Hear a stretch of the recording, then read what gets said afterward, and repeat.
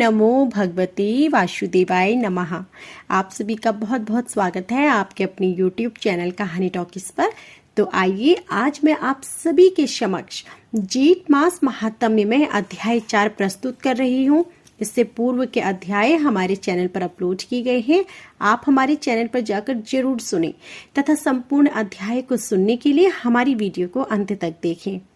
अध्याय 4 में पुत्री की बार बार अवलोकन करने से ब्रह्मा दोषी क्यों नहीं हुए, मनु का प्रश्न, मत्स्य भगवान का उत्तर तथा इसी प्रसंग में आदि सृष्टि का वर्णन किया गया है।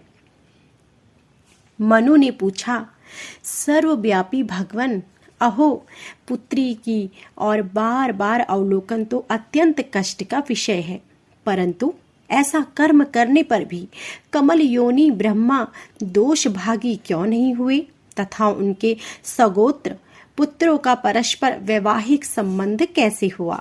हे विभो, मेरी इस संशय को दूर कीजिए। मत्स्य भगवान कहने लगे, हे राजन, रजोगुण से उत्पन्न हुई यह सत रूपा रूपी आदि सृष्टि दिव्य है। जिस प्रकार इस मूल प्रकृति की इंद्रियों के विषयों से अतीत है, उसी प्रकार इस सत रूपा सहस्त्र रूपा नारी का शरीर भी इंद्रिय ततीत है।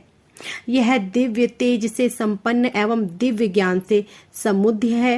अतः मांस पिंड रूप नेत्रधारी मानवों द्वारा इसका भली भांति वर्णन नहीं किया जा सकता। जैसे सर्पों के मार्ग को सर्प तथा संपूर्ण पक्षियों के मार्ग को आकाशचारी पक्षी ही जान सकते हैं, वैसे ही सतरूपा आदि दिव्य जीवों के मार्ग को दिव्य जीव ही समझ सकते हैं, मानव कदापि नहीं जान सकते।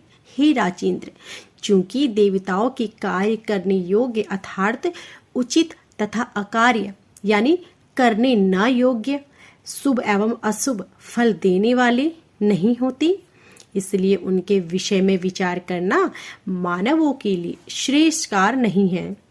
दूसरा कारण यह है कि जिस प्रकार ब्रह्मा सारे वेदों के अधिष्ठाता है, उसी प्रकार सतरूपा रूपी गायत्री ब्रह्मा के अंग से उत्पन्न हुई बतलाई जाती है। इसलिए यह मिथुन रूप जोड़ा अमूर्त अव्यक्त या मूर्तिमान व्यक्त दोनों ही रूपों में कहा जाता है। यहाँ तक कि जहाँ जहाँ भगवान ब्रह्मा है, वहाँ वहाँ गायत्री रूपी सरस्वती देवी भी है, और जहाँ जहाँ सरस्वती देवी है वहीं वहीं ब्रह्मा भी है। जिस प्रकार धूप सूर्य छाया से विलग होकर कहीं भी दिखाई नहीं पड़ते, उसी प्रकार गायत्री भी ब्रह्मा के सामीप्य को नहीं छोड़ती है। यद्यपि ब्रह्मा वेद समूह रूप और सावित्री या सरस्वती उनकी अधिष्ठात्री देवी है, इसलिए ब्रह्मा को सावित्री पर कुदृष्टि डालने से कोई दोष नहीं लगा। तथापि उस समय अपने उस कुकर्म से प्रजापति ब्रह्मा लज्जा से अभिभूत हो गए और कामदेव को शाप देते हुए यों बोले, चूंकि तुमने अपने बाणों द्वारा मेरे भी मन को भली भांति शुद्ध कर दिया है, इसलिए भगवान रुद्र शीघ्र ही तुम्हारे शरीर को भस्म कर डालेंगे। तदंतर कामदेव ने बड़ी अनुनय विनय से ब्रह्मा को प्रसन्न किया। वह बोला, मानद, इस विषय में आपका मुझे निष्कारण ही शाप देना उचित नहीं है। चतुरानन, आपने ही तो मुझे इस प्रकार संपूर्ण देहधारियों की इंद्रियों को शुद्ध करने के लिए पैदा किया है।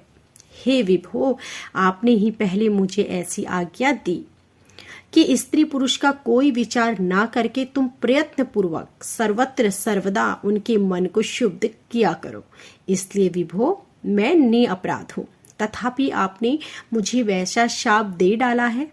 अतः भगवान मुझ पर कृपा कीजिए, जिससे मैं पुनः अपने पूर्व शरीर को प्राप्त कर सकूं।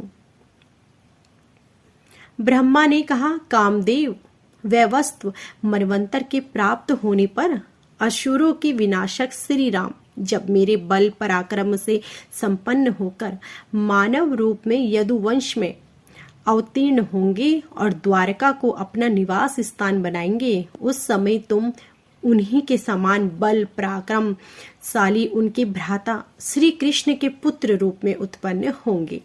इस प्रकार शरीर को प्राप्त कर द्वारका में संपूर्ण भोगों का भोग करने के उपरांत तुम भरत वंश में महाराज वत्स के पुत्र होंगे।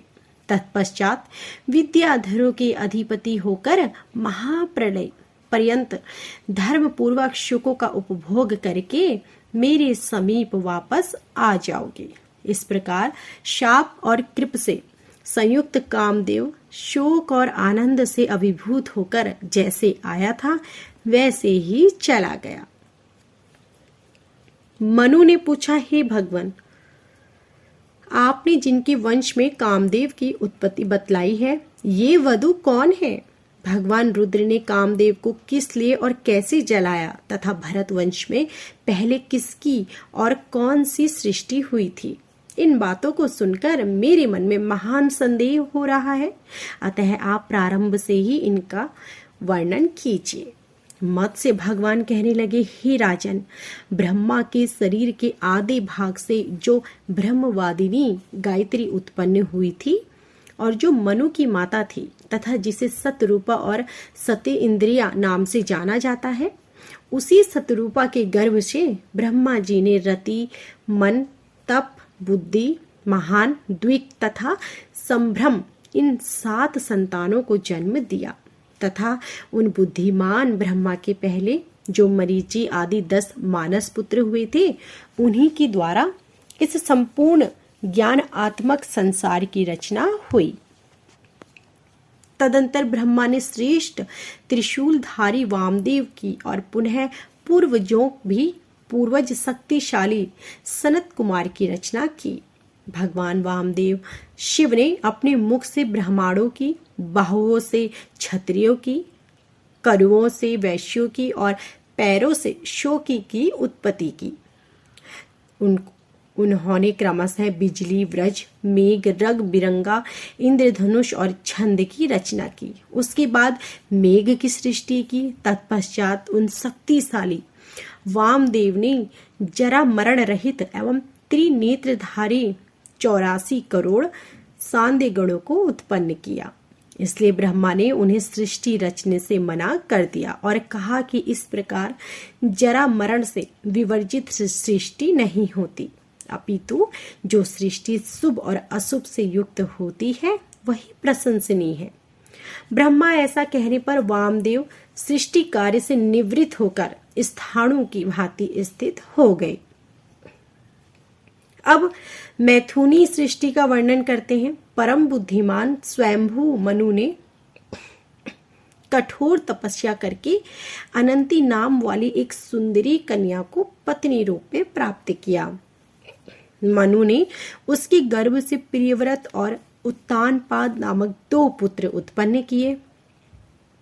पुनः धर्म की कन्या सुनरुतानी, जो परम सुंदरी, मंथर गति से चलने वाली और चतुर थी, उत्पान पाद के संपर्क से पुत्र को प्राप्त किया। उस समय प्रजापति उत्तानपाद ने सुनुरता गर्भ से अपयस्ति अपर्यंत कीर्तिमान तथा ध्रुव को उत्पन्न किया।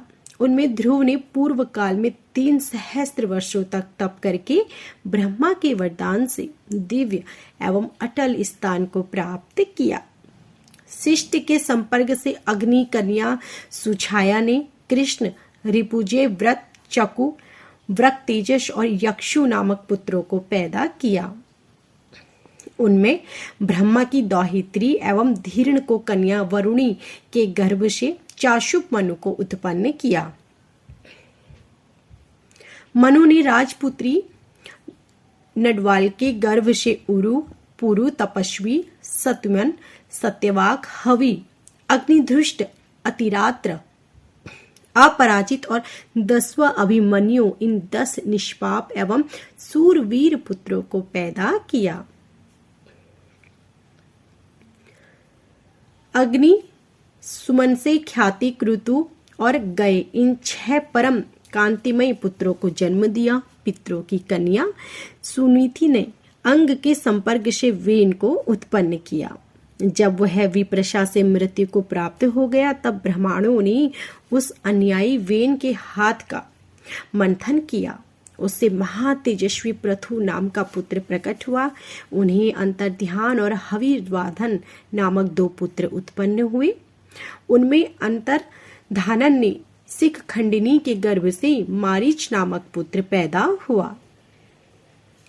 अग्नि कन्या हविर्धान के संयोग से प्राचीन बहिर्षु, यम, शुक्र, बल और शुभ इन 6 पुत्रों को जन्म दिया। इनमें महान ऐश्वर्यशाली प्राचीन वरवी प्रजापति थे। उन्होंने हविर्धान नाम से व्याप्त बहुत सी प्रजाओं का विस्तार किया। वे सभी धनुर्वेद के पारगमी विद्वान थे तथा प्रचेता नाम से विख्यात हुए। रविनंदन इन्हीं परिचिताओं के तप से सुरक्षित रहकर वृक्ष जगत में चारों ओर शोभा पा रहे थे। परंतु इंद्रदेव के आदेश से अग्नि ने उन्हें जलाकर भस्म कर दिया। तत्पश्चात चंद्रमा की कन्या जो मारीशा नाम से विख्यात थी उन प्रचेताओं की पत्नी हुई। उसने उनके संयोग से एक दक्ष नामक श्रेष्ठ पुत्र को जन्म दिया। दक्ष की उत्पत्ति के पश्चात उस सोम कन्या ने समस्त वृक्षों और औषधियों को तथा चंद्रवती नाम की नदी को उत्पन्न किया। चंद्रमा के अंश से उत्पन्न हुए उस दक्ष प्रजापति की 80 करोड़ संतानें हुई, जो इस समय लोक में सर्वत्र फैली हुई है और जिनका विस्तार में आगे वर्णन करूंगा। उनमें से किन्हीं के 2 पैर थे तो किन्हीं के अनेकों पैर थे। किन्हीं के मुख टेढ़े मेढ़े थे तो किन्हीं के कान खूंटे जैसे थे तथा किन्हीं के कान बालू से आच्छादित थे। किन्हीं के मुख घोड़े और रीछ के दृश्य थे तथा कोई सिंह के समान मुख वाले थे। कुछ लोग कुत्ते और सुअर के दृश्य मुख वाले थे तो किन्हीं का मुख ऊंट के समान था। इस प्रकार धर्मात्मा दक्ष ने अपने मन से अनेकों प्रकार की सभी मलिच्छाओं की सृष्टि की। तत्पश्चात स्त्रियों को उत्पन्न किया। उनमें से उन्होंने 10 धर्म को, 13 कश्यप को तथा नक्षत्र नाम वाली 27 स्त्रियों को चंद्रमा को प्रदान किया। उन्हीं कन्याओं से देवता, असुर और मानव आदि से परिपूर्ण यह सारा जगत प्रादुर्भूत हुआ है। तो यह थी हमारी आज की संपूर्ण अध्याय। आशा करती हूँ कि आपको हमारी यह वीडियो पसंद आएगी। यदि आपको हमारी यह वीडियो पसंद आई हो तो प्लीज़ हमारी वीडियो को लाइक करना, शेयर करना, कमेंट करना ना भूलें और हमारे चैनल को सब्सक्राइब कीजिए और बेल आइकन दबाएं, जिससे कि आगे भी ऐसी ही वीडियो प्रसारित होते ही आपको जानकारी मिल सके। आप सभी का धन्यवाद।